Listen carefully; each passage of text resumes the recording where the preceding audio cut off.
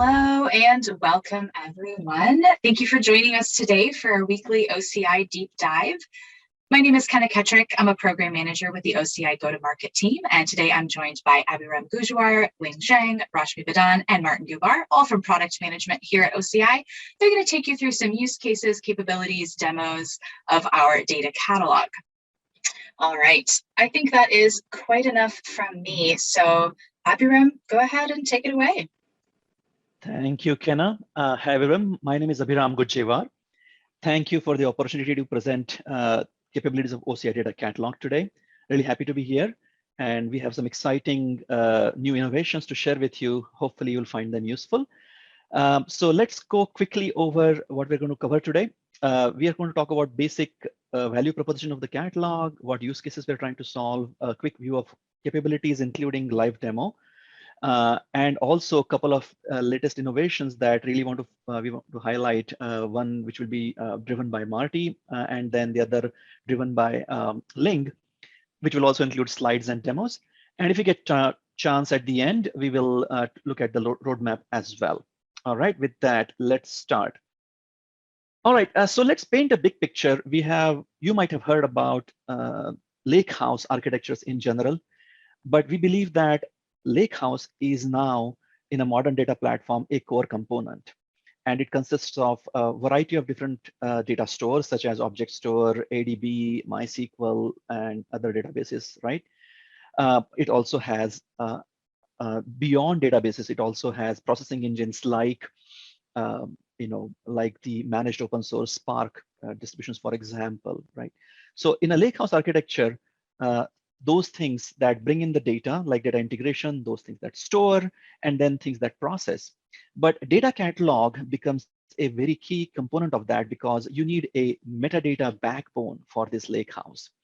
And that's what data catalog really serves here as that particular metadata management service. And then in the overall platform, you have variety of different sources, which that data is brought into the lakehouse with Golden Gate, data integration, and even partners and other open source technologies. And then there are a variety of consumption services such as Oracle Analytics Cloud or data science and so on that then actually use the lakehouse content. So that's the overall picture. And today we're going to focus on data catalog. So let's talk about why data catalog in Oracle Cloud. So the first thing is about being able to find trusted data. You can have self-service analytics, but if you don't have a way to find the right data, you will have trouble getting successful with that.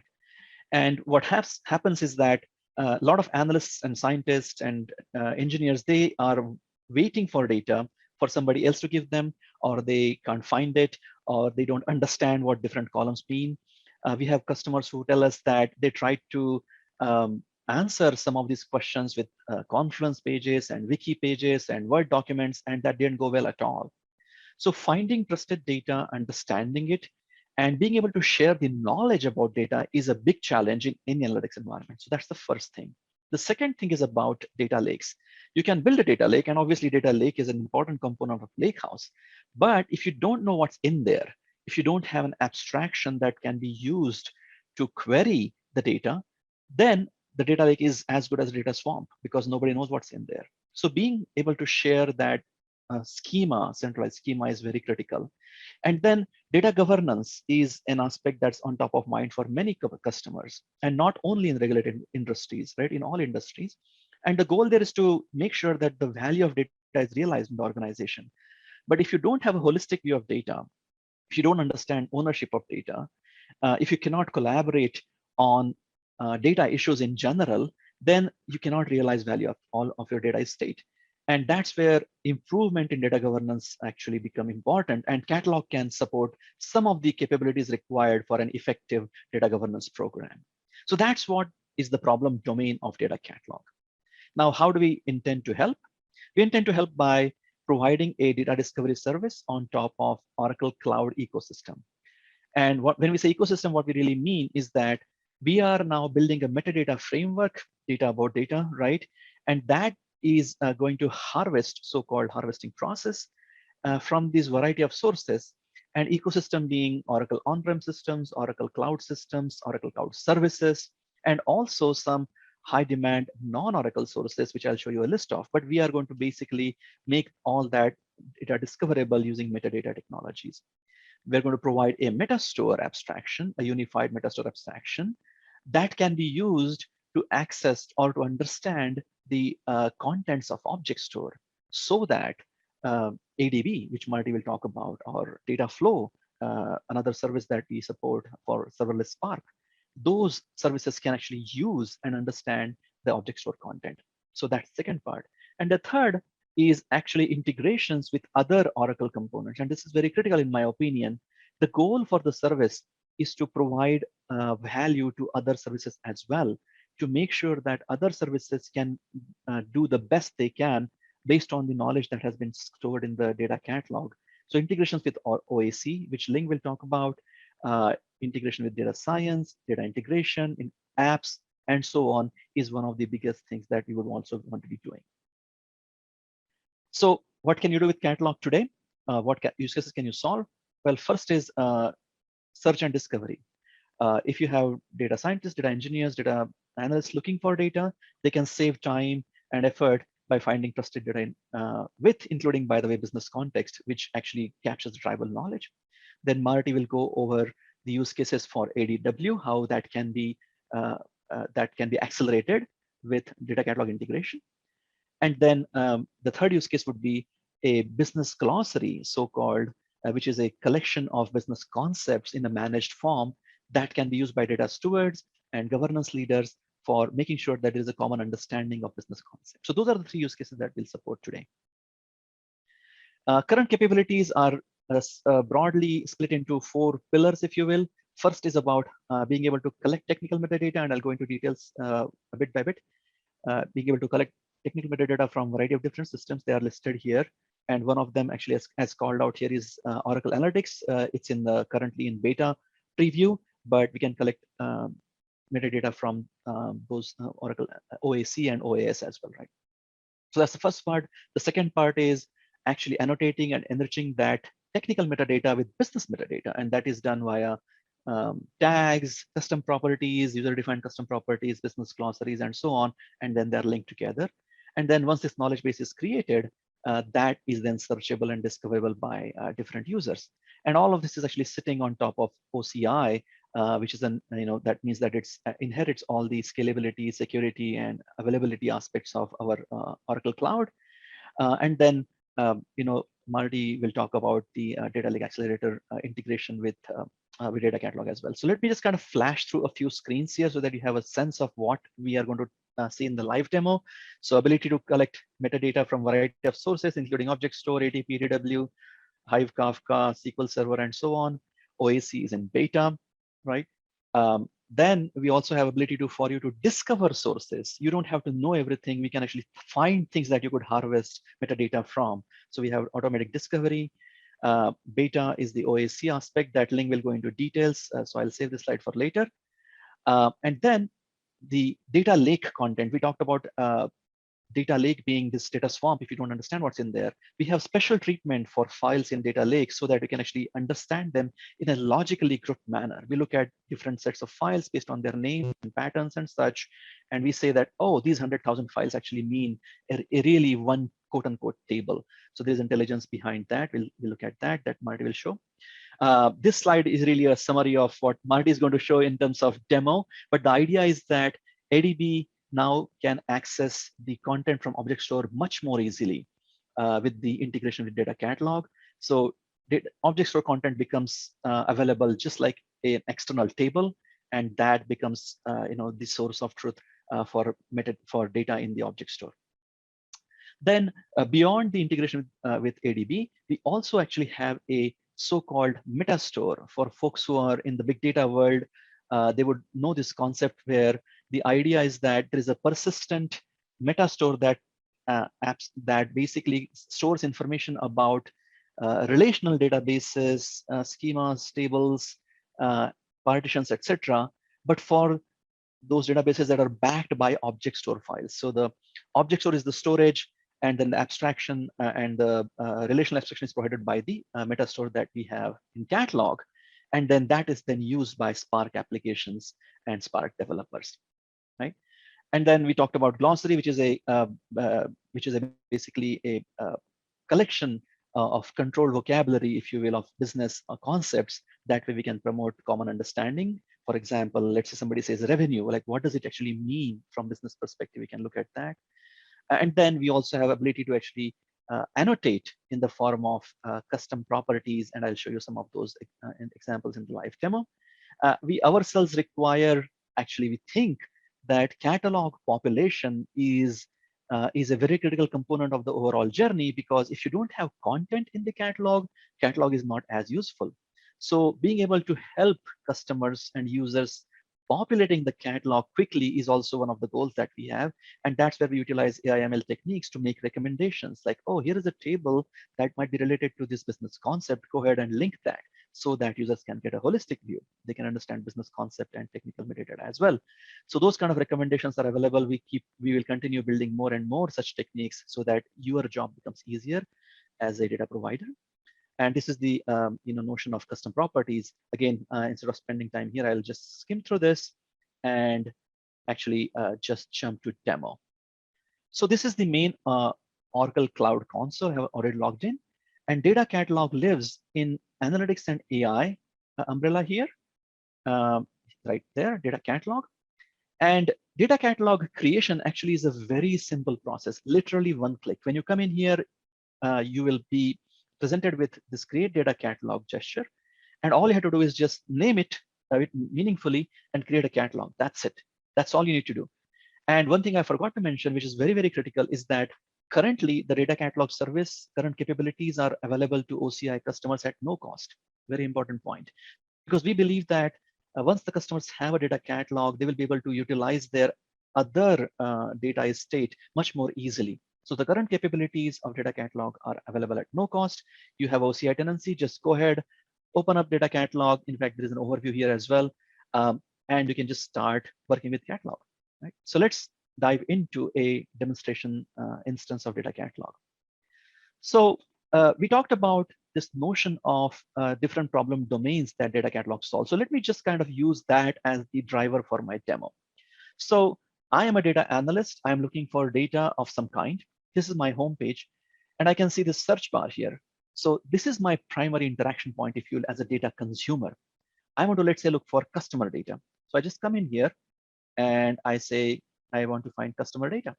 That's it, right? And now I can see that there is variety of different sources of information that I see here. There is MySQL, there is Oracle DB, there is ADW, there is some business terms, there's OAC, and so on. So now, as a data consumer, you have gotten a single place where you can come and find. Can you find this information in MySQL? Go ahead and look for customer. Sure, maybe you can if you have privileges. But as a consumer, you don't have the luxury of going into 50 different systems and looking for this information.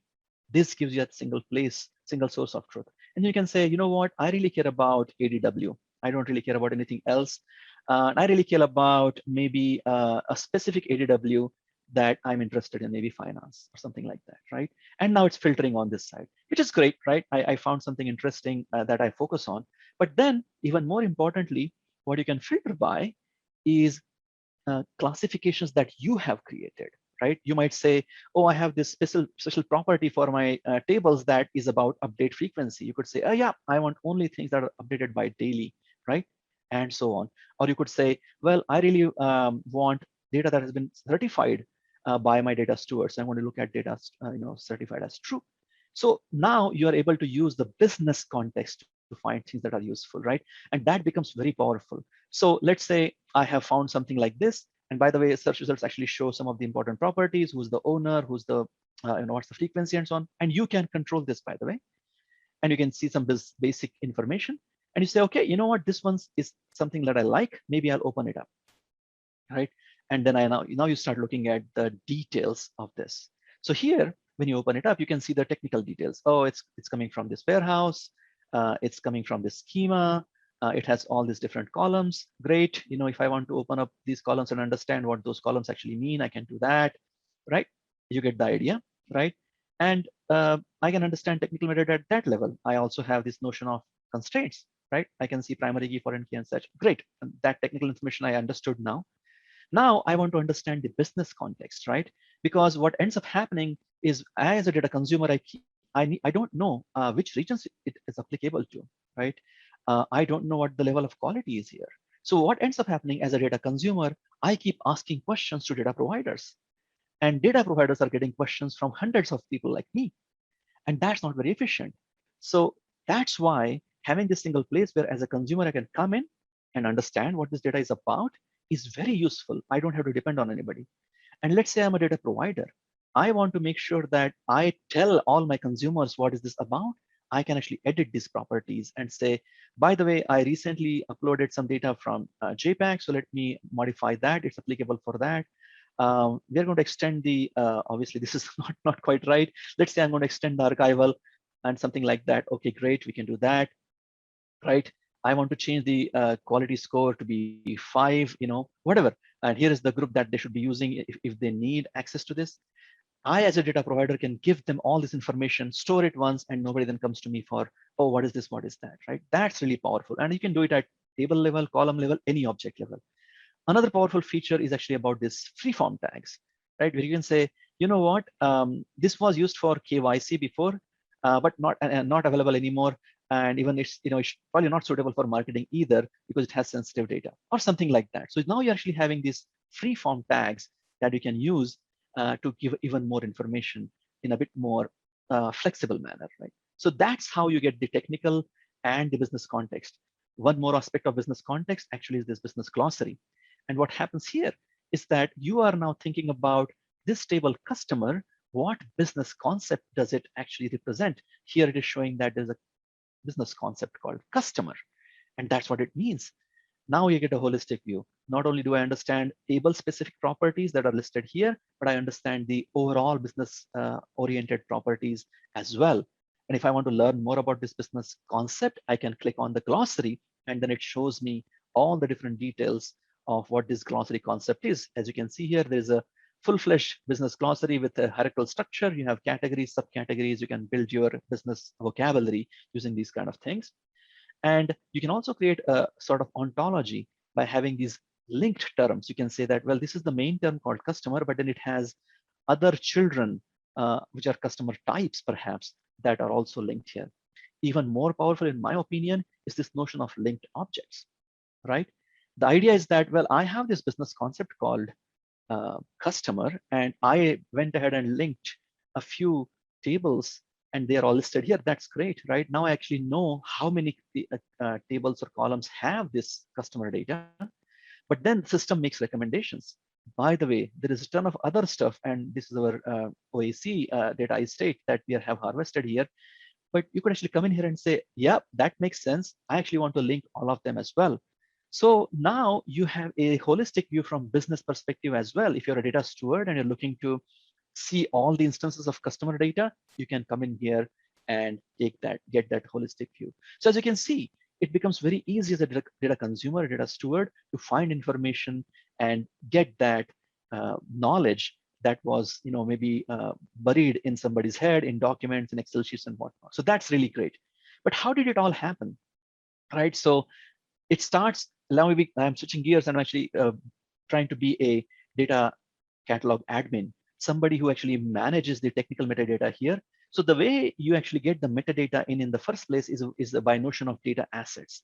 So what we have is a notion of discovering data sources available. Data assets are nothing but pointers to data sources where we'll be collecting metadata from. But how do you know what's available out there in your tenancy? You can go ahead and actually look for that. The system will help you find. You can say discover, go ahead and discover things that are available to me, right, in my tenancy. And obviously you need some privileges for these kind of things, but you can then go out and see what's available.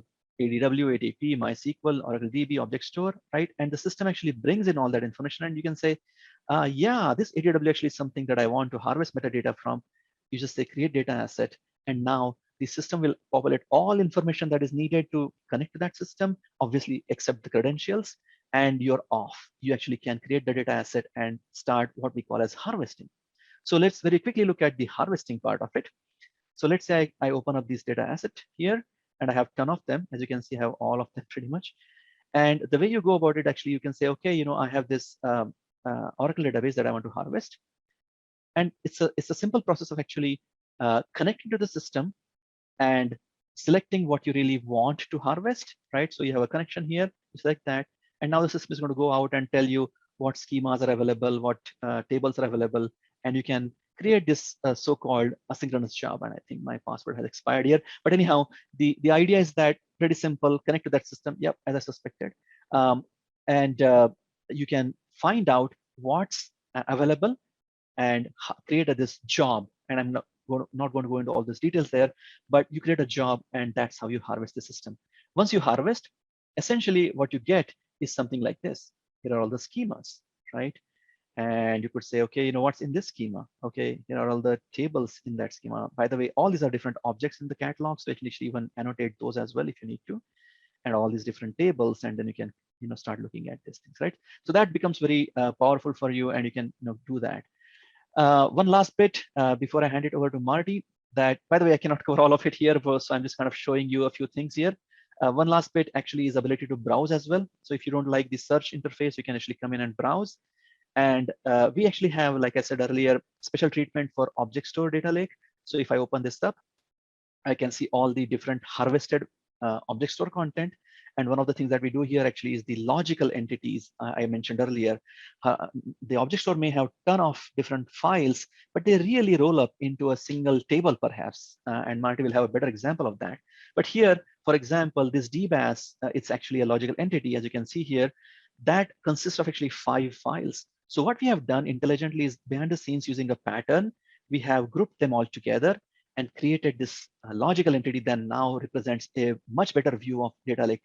You might have millions of files, but really you only have like 50 tables. And that's a very important information and useful information that you can get. And as you can see, we kind of parse all kinds of different information, different types of files. So that is how you kind of go about populating the catalog and annotating the catalog and using it for search and discovery. And once you actually find something interesting, then you can actually start using that in your analytics environment. So with that, I am going to hand over to Marty to talk about how we actually accelerate the consumption of object store from ADW. Marty, go ahead, please. Yeah, thanks, Abhiram. Hi, everyone. My name is Marty Gubar. I'm from the product management team. I work on autonomous database, and basically it's integration with the data lake. So I'm going to review with you a concept, or not a concept, but a new feature area of autonomous database that is called Data Lake Accelerator. And so you have a poll question in front of you right now. It would be great if you could answer that. You know, in terms of the data warehouse today, one of the big things that we are seeing as a core requirement is the ability to increase agility, make it simpler to extend the reach of the warehouse easily without necessarily having to go through ETL processes, especially if this is information that you don't know yet if it's worth bringing into the data warehouse. Maybe it's useful just for data exploration and data experimentation. I want to see, hey, is this information useful in predicting behavior? Are these new attributes that are in the data lake helpful to get a global view of the customer? And then once that information is proven to be useful generally, then you can bring it into the data warehouse. So that is a critical requirement, is to make it easier. And so that's what we're doing with the Data Lake Accelerator. The Data Lake Accelerator has 2 parts to it.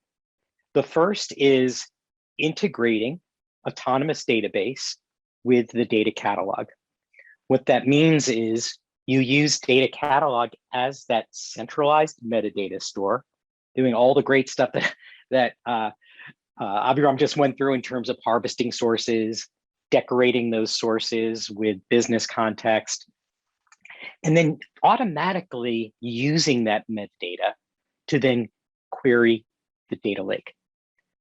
Zero management required. The metadata that's been derived is automatically available to autonomous database, and then you just start running queries against that data lake without necessarily having to load the data into the warehouse. So the way it looks and the way it's architected is, as I mentioned, and as Abhiram went through, right? Data catalog is harvesting information from object store. It's deriving logical entities or tables from that unstructured data, deriving meaning from data that's from that unstructured data or schemaless data that's in your object store. And by the way, it's also, as you saw, also harvesting autonomous databases, right? So it has metadata across the system. So now data catalog is the source. In the case of object store, it really is the source of truth for the metadata that's describing the object store. So it's centralized. And now you can have multiple autonomous databases that are using that same metadata. Autonomous databases, dictionary, tables, schemas are automatically expanded to include those that are available through the data catalog. So your schemas in your breadth of data in autonomous database has expanded. You can use data catalog to understand the meaning of that data. And frankly, you could even query that metadata from within ADB. So not only query data that's in object store, but also query the logical entities and the structural data that's in, or the metadata that's in data catalog from within autonomous database. And then once it has that metadata, it queries the data in object store at scale. Also, find that information useful, something that should be, part of the warehouse. Well, instead of having just the linkage to those sources and dynamically accessing the data in the object store, this is information that that's generally useful and you want to make part of the database, simply load it, right? And you can now easily load that data into the database as well. The other key thing is that because we have the data now accessible through autonomous database, any tool, analytic tool in the world that can use SQL can connect to Oracle, which is pretty much everybody, can now automatically access data that's in the object store and data that's in autonomous database seamlessly. It's just exposed as tables. These tools have no idea that data is coming from one source or another. And when I say use Oracle SQL, right, you use the full range of Oracle SQL to query and analyze that data, right? Windowing functions, pattern matching, all of the great capabilities that Oracle SQL provides is now at your fingertips. And this is why applications can run without change, right? They're now simply joining data that's in object store with data that's in the autonomous database. They're saying, okay, I have behavioral information. How does it impact my revenue or a sale? Well, you can now join those two sources together. The type of data itself, whether it's Parquet or C, Avro, is abstracted. You don't worry about that. So you now have access to the data. You can run queries against that data. And now the queries, autonomous database has been able to query the object store, I think, since its beginning, right? Now it just gets faster and more scalable. And autonomous database has implemented specialized processing for object store. So it's processing that's dedicated to query object store at scale.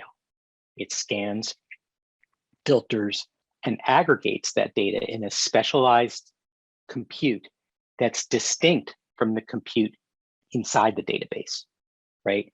So it's the scale out, enables a scale out processing of data that's in object store. And the beauty of this is it's automatically engages. You enable auto scale on your autonomous database, and you'll be able to leverage the scale out capabilities to query object store.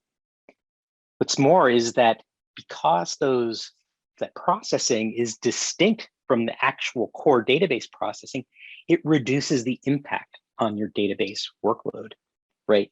So in all, this new capability makes queries faster, more scalable, and it's seamless, right? And that's the beauty of autonomous, right? It just engages when necessary. So let's take a look at how this all works. So I'm starting out in a notebook, okay? And this is actually one of the notebooks that we provide in Autonomous Database. It's the machine learning notebooks. And we have data that's in our warehouse. In this case, we have movie data, and we have information about customers and their viewing habits. And when I'm querying data in the warehouse, I have all this geographical information, contact information about my customers. I have their customer ID, their last name, where they're from, how long they've been a customer. So I have that contact information, but I really could benefit from more, right? What if I want to get a better view of my customer? I want to understand these customer profiles. Well, Data Catalog hopefully can help here, right? So I have not just Autonomous Database, but I also have a data lake. And my data lake has captured data in object store, right? And I have different zones. So the gold zone, or the curated zone of my data lake, is actually feeding Autonomous Database, right? So I have customer contact information. I have customer sales. And you notice that customer sales is a little more sophisticated, right? It's partitioned. It happens to be Parquet data, right? So I have this information in my gold zone. I also have my landing zone, and that's got data that hasn't necessarily been certified yet. Activity data, more customer demographic information, customer segmentation data. So this is data that hasn't yet been certified, but frankly is probably going to be useful. So in Data Catalog, what we've done is, and I'm not going to step through the process of creating your assets, but I have an asset that's an object store asset. And I created this asset and I harvested these sources, and it derived those logical entities, right? So I have this data lake. And in my data lake, I have that sandbox and the gold zone and the landing zone. And when I look in the landing zone, I have that customer extension information, right? So this is actually data that has all sorts of information about customer, their first name, their last name, their gender, how many cars they have, the number of mortgages they have. So this is third-party data that we purchased. So this is data that's in my lake that has not yet landed in my data warehouse, but I want to be able to access that, right? So what we do is we made a connection. Autonomous Database has connected or is using this metadata automatically, right? So what you'll see now, if I go back into this machine learning notebook, is that I can run a query, and I can show you what this looks like, where I'm looking at data that's coming from Data Catalog. And I'm also looking at, so this is literally querying the Data Catalog directly.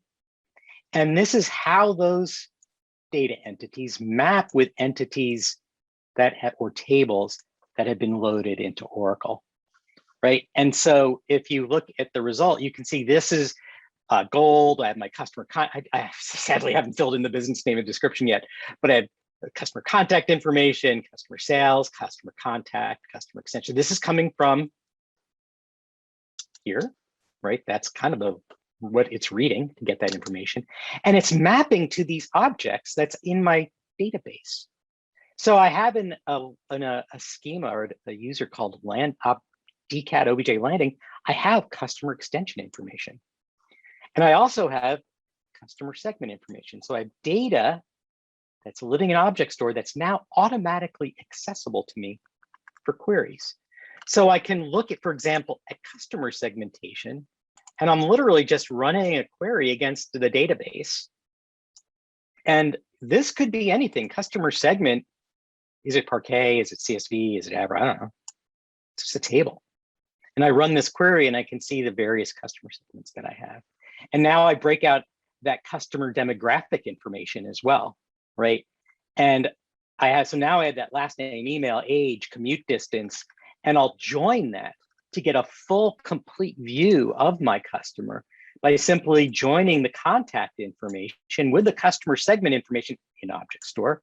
And this is also customer extension information in Object Store. And this is coming from the data lake. And now I'm getting a full view of my customer, who they are, the breakout. And well, what are they buying? Well, now I'll join that to fact data, right? So I'm going to say, hey, let's look at my customer sales, and I'm going to break it out by genre. And double income, no kids, they seem to really enjoy dramas, where divorced folks, not so much, more interested in comedies. If you're under 21 or under 22, adventures seem to be much more popular. So I'll stop there, but as you can see, what we're doing is we've immediately made data that's in the data lake easily accessible to autonomous database by leveraging shared metadata in the data catalog. And we use data catalog to search and discover new information that help me gain more insights into my customers and find out which customers are potentially at risk that I may not be able to answer from within the data warehouse alone. And if I find that this information is useful, let's integrate it into the data warehouse in the future. So with that, I'll pass it on back to Abhiram or to Ling. I will start. So my name is Ling Xiang. Abhiram and Marty just gave you some exciting demos of the new features of Data Catalog and what Data Catalog can do. I'm going to show the beta preview of Data Catalog integration with Oracle Analytics. Prior to my current role, I have spent a lot of time in analytics at Oracle. I managed the prepackaged data warehouse, the applications and Fusion Analytic Warehouse, and also spent a lot of time on Fusion operational business intelligence, OTBI. So I have spent a lot of time in the problem space of understanding data, explaining data, and understanding the transformation of data. So from my experience, I have seen in the analytic experience, there's a lot of disconnect. So if you look at all the people who are involved in the analytics journey, the consumers, the business consumers who analytics is there to serve, they struggle with what's the meaning of the data? Where does the data come from? Can I trust this data? What is the quality of the data? And the analytic authors, which is what analytics is all about, is analytic self-service. We give the tool, easy to use tool to business users so they can bring their own data, they can do slice and dice, analyze data. The question the authors, analytic authors have is, I know what data I need, but where do I find this data? And does this data already exist? And is there a data dictionary that helps me to find the data and the definition? And with the increase of consumers and authors in the self-service analytics space, and this also creates a problem for system analysts who sits between IT and business. How do I scale the analytics self-service? How do I make the knowledge, data knowledge, and business knowledge easily available to my constituents so they don't have to come to me with every question? And on the IT side, the engineers who need to create analytics, build the systems, they struggle with what's the impact. The disconnect between data creation, data transformation, and data consumption makes the data engineers difficult to understand the projects they're working on, the analytics we created. Do they have high impact? And if I were to make a change to one data field, what is the downstream impact? So how do we unify, connect the data, connect the analytics, connect the people, equalize the knowledge about the data, about the business across the different stakeholders? That is what Data Catalog can do. So both Abhiram and Marty give you a preview of the data catalog features.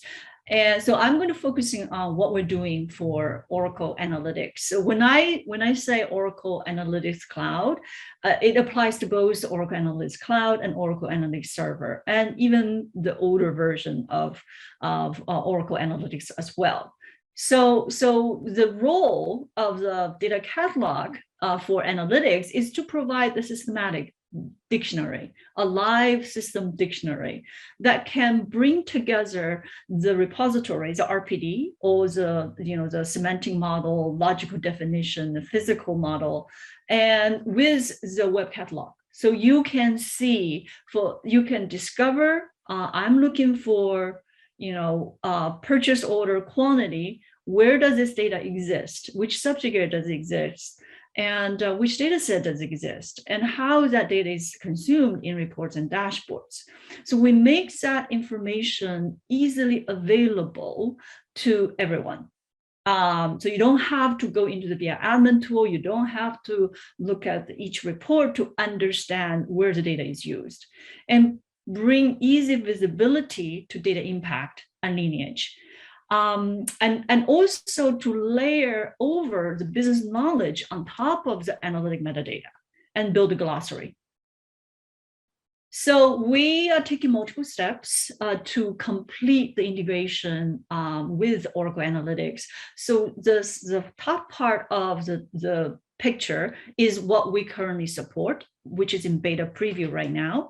We support the classic BI components. So that includes, we bring in over all the RPD metadata, the 3 layers, subject area, logical, and physical layer. And also we parse out the relationship between those components. And we also bring in the entire web catalog. So we can have full visibility into the data that's coming from the database, how it's transformed in the logical layer, where it lands in the subject area columns and tables, and also how the data is consumed in the dashboards and reports. And we are working on integration with data visualization components. So that includes the DB projects and data sets and data sources. And we also, very important piece we're working on is data lineage. So I'll show you how we can currently see the visibility. Let me give you a demo. So today, we can easily harvest the OAC and OAS metadata. For the process of OAC, so let me show you one job that we ran. So this is a BI app, the old Oracle prepackaged warehouse. Right now, the harvesting process is offline. So you get a copy of the RPD and the web catalog. And I'll show you the 2 files that we currently upload into the harvesting engine. So this is the bar file. So this includes a web catalog. And so you take a snapshot of your OAC system or AS system, and then we parse the metadata in the bar file. And then for the RPD, we expect you to take a copy of the RPD and then convert it from the binary RPD to the XML file, then upload the 2 files into object store. So we are in the process of automating this harvesting, so you don't have to do this manual process. And then once you specify the URL to your OAC instance, we use that to build the connection so you can launch an OAC report from the data catalog. So this is a sample stat. The harvesting process, like what Abhiram said, is pretty simple and straightforward. This one, it's a small RPD system, 1,500 reports, 33 dashboards, almost 300 subject areas. Actually, it's not small, it's sizable. And 2,600 database tables, and that took about less than 4 minutes. So it ran pretty fast. So after you run the harvesting process, and you can click on the link, and you can see the metadata for this data asset. And then we give you summary stats of all the objects that's been harvested, and then everything is hyperlinked. So here, these are all the subject areas that comes with BI applications. And then the logical models, the physical layer, which are all the physical tables. You can click on any one of them to see the tables and children objects. And this is the web catalog. So this is all the dashboards and also standalone reports. So this gives you a very good summary of what metadata, what objects are in an OAC system. So as a business user, we're very focusing on how do we expose the hidden technical logic to the power users. So they don't have to create spreadsheets, they don't have to create documentations to replicate the data. So as a power user, probably I'll come here, do a search. So I worked in HR, I spent a lot of time in HR. So for example, I want to search on headcount turnover, very common HR metric. So when I do a search, this is search across all the data system that I've harvested. So I can look at it in the database, I can look at in OAC or legacy OBI, and I can also filter. So I can filter, if I have multiple instances of OAC or Oracle BI, I can look at, easily see what's the definition and how this metric is resides in the different systems, and I can compare the definition across the different systems. But here I'm going to look at BI app. So I want to look at BI app, what the report that contains BI application contains a headcount turnover. So this is you can search by database column, you can search by subject column. You can search by analysis. That's what I'm going to do. I'm going to search for analysis. So I want to look for a report that has headcount turnover information. There's a couple of reports that show up. Some of them has turnover in the name, some of them don't. So for example, I'm going to take a look at headcount movement. So here I see there are 11 columns. This report has 11 columns where it resides. And I can also see that where data come from. Actually, there should be a link to launch the report in OAC. And here, so this is where we create custom properties and to curate business knowledge. So for this metric, I can say what's the definition, how is this metric calculated, and what is it used for reference. So you can direct users to other conference pages or intranet pages, and then explaining how to use this this metric and this report. And then you can do add tags, and you can link the glossary to these terms, to this object. So here I linked to headcount retention and top retention percentage. And this is a recommendation engine that recommends those other terms that are related to this report. So what I want to show you is this report is headcount movement, but what my search was headcount turnover. So when I look at these columns, as you can see, I do have a couple of metrics that's headcount turnover. So the search cascades down to the attributes in the report. So if I look at the voluntary turnover ratio, and when I look at this analysis, so analysis report column, it tells me where the data come from. I can see the expression, so the calculation. If I have calculation in the report, I can see it right here. So I don't have to open up the report. And I can also see this analysis is coming from this subject area. So I'm going to open up this subject area column. And here, this subject area column, this information is very useful. It tells me this subject area column is used in 8 reports, 8 analysis, and 2 dashboards. And also I see the definition, the formula that currently is in the logical layer in the RPD. So today you either have to look at the the log file or open up the BI admin tool to see this information. So here we make it really easy to find this information. So here we tell, you can see the related information, where the data come from. This subject columns come from this logical column. So then you can look at the logical, now you're traversing from the report to the subject area, now you're in the logical layer. So for this logical column, it's used in 2 subject areas, and I click on, I can see what subject areas contain this metric. They are all, both are named employee voluntary turnover ratio, and it's used in both workforce profile and compensation. So then we can also look at, click on this logical column, then you can see where the data come from in the physical database, tables and columns. So this is how we close the loop between where the data come from, this data source, and the data transformation in the logical layer, and also in the physical, in how the reports are, how the data is consumed in reports and dashboards. As I said, we are building the data lineage. So this flow from reports to subject area to logical to physical, that will be represented as in one diagram in data catalog. So that is planned in the next couple of months.